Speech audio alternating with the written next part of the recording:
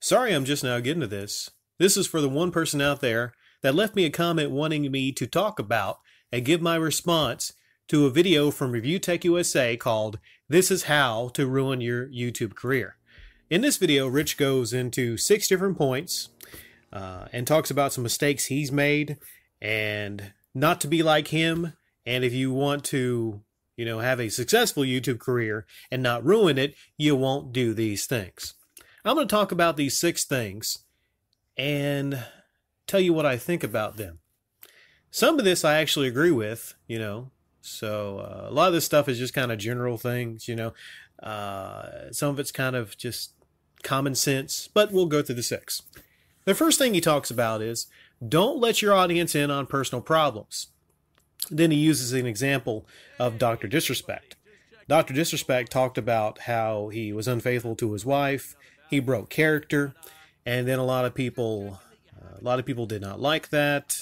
In the case of Dr. Disrespect, yeah, I think that was not the best move, but maybe he felt like he had to address it. I don't follow Dr. Disrespect. Sorry, I don't follow him a whole lot. But letting audience in on your personal problems. Well, here's the thing, okay? If you have a personal vlog channel, I'd say the exception is if you have a personal vlog channel, and it's the kind of channel where, and these are popular, a lot of these channels are very popular, where you literally follow a person throughout their day.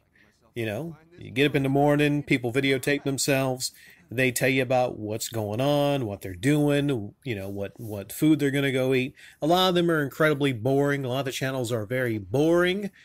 But I think if it's that kind of channel, and the audience is used to actually knowing almost everything about you and letting them into your life, then I think, yeah, that's the exception. Then you can actually tell people and, they would be cool with it.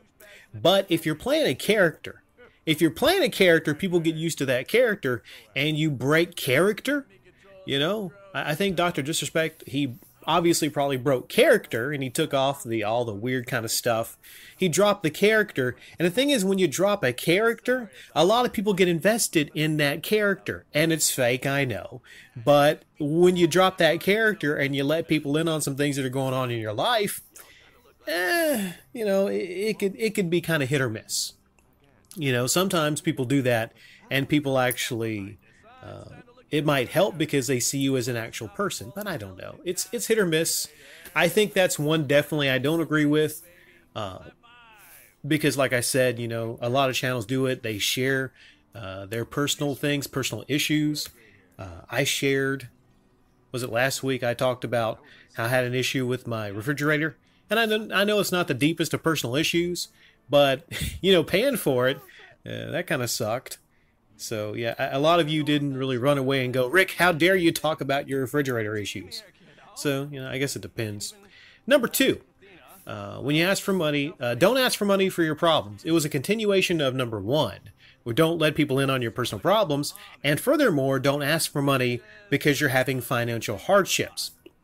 He then talked about, just so people don't call him a hypocrite, I guess, he talked about, he made a mistake back in 2013. He begged for money for a camera.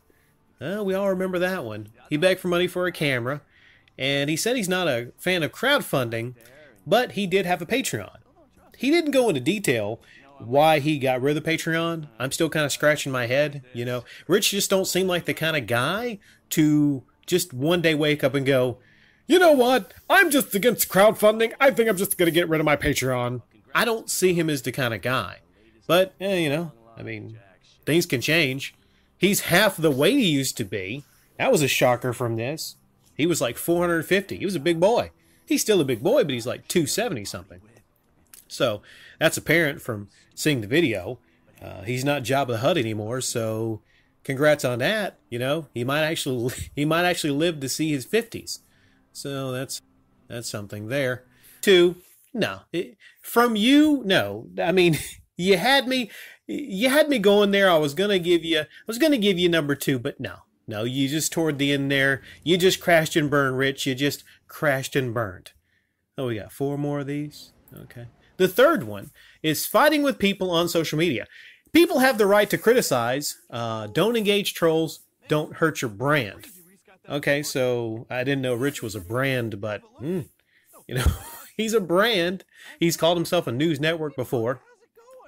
Don't engage the trolls. He does say something cool here. You know, he highlights and says there's people out here with legitimate criticism.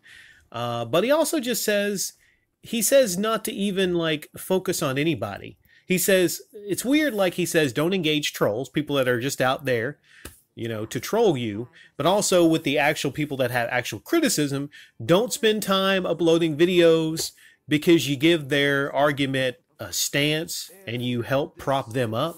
Here's the thing, Rich, here's the thing. You can't talk out of both sides of your mouth.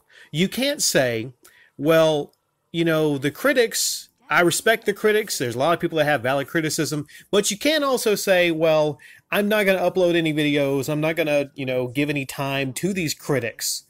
You know, it's better, I guess, than the people out there that just assume everyone that criticizes them are trolls. Okay. I'll give you this one. Number 3, it's close, but I'll give you this one because, you know, compared to a lot of other people, he's at least trying here. He makes an effort here. I mean, my expectations for Rich are really low, but this is one thing that actually did surprise me. You know, he's not like one of these YouTubers.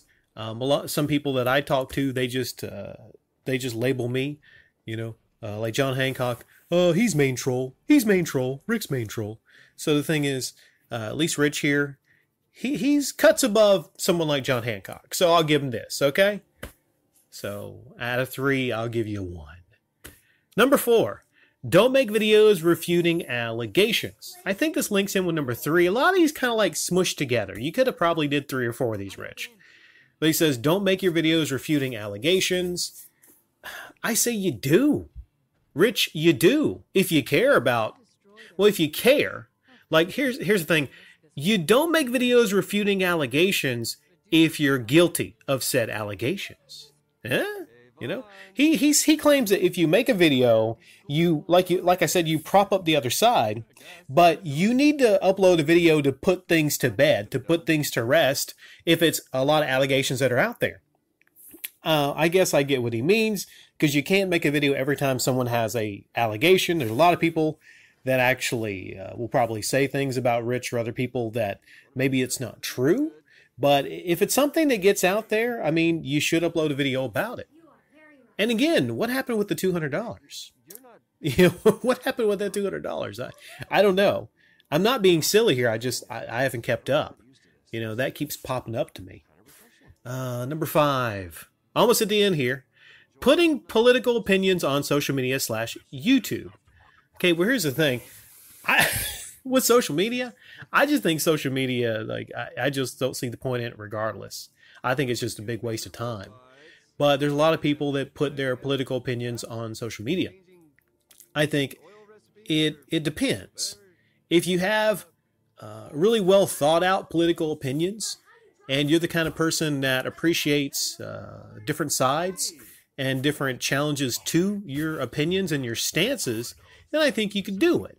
But there are a lot of people out here that will, you know, they might be a gaming YouTuber, they might be a anime YouTuber, they might be a sports YouTuber, and it's kind of like whiplash because they kind of come out with it, and people aren't expecting it.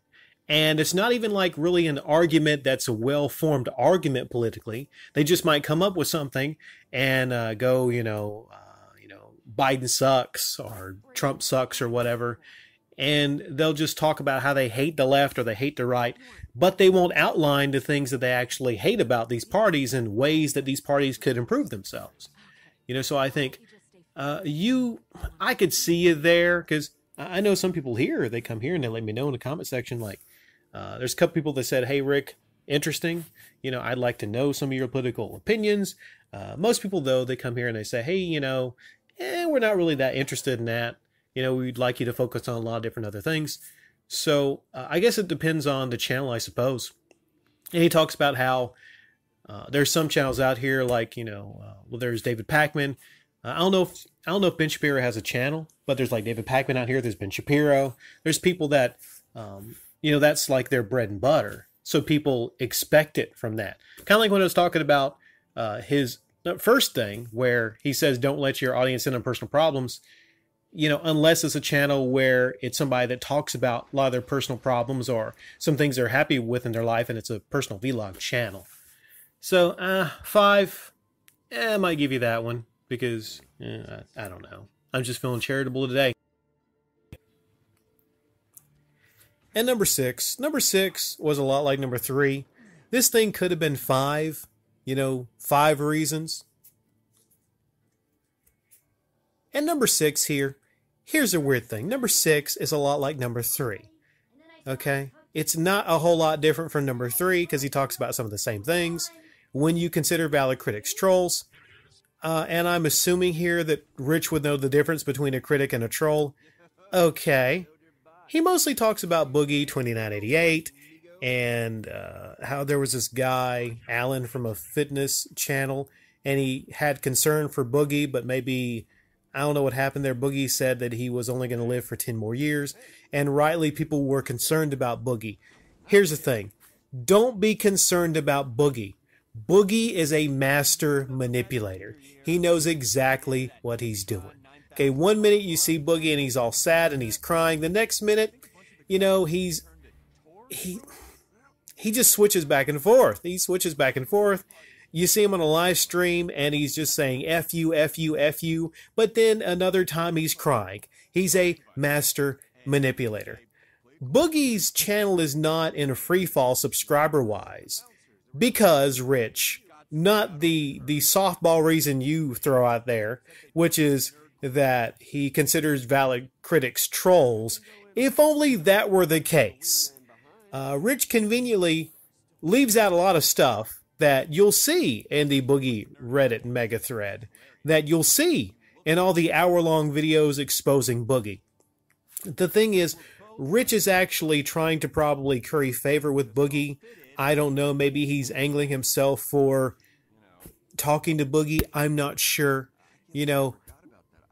but this is a missed opportunity. Okay, you can actually go hard at Boogie and actually tell people, if you want to ruin your YouTube career, here's what you do.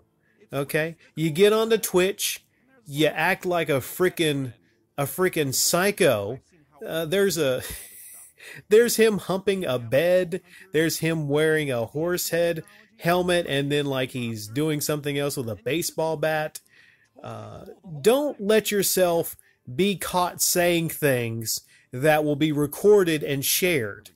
The worst thing I saw, far and away worse than that time where he was talking about that one kid and his parents being divorced and that he would take point in a video game. The worst thing I ever saw from Boogie is when he was just casually talking about somebody that got cancer, and he was joking that they got double cancer, right? Later on, he had to damage control about this, but it's someone that he used to date, and he's just talking nonchalant, and he actually says F her. She had cancer, she's dead, and I'm not F her. Okay? It's not a good person. That's one of the worst people that you will ever see. And the thing is, he was Mr. Rogers. All right. So number 6, Rich, if you wanted to do it correctly, you should say, don't act like you're Mr. Rogers and then, get exposed for not being Mr. Rogers. Number 6 could easily, don't put on to be a fake character that is nothing like the reality and let the reality come to light. I think that's the most important if you want to have your fake YouTube career. Don't let the real you come to light if you're playing a fake character like Boogie 2988 was for years. And that's how I'm going to end this.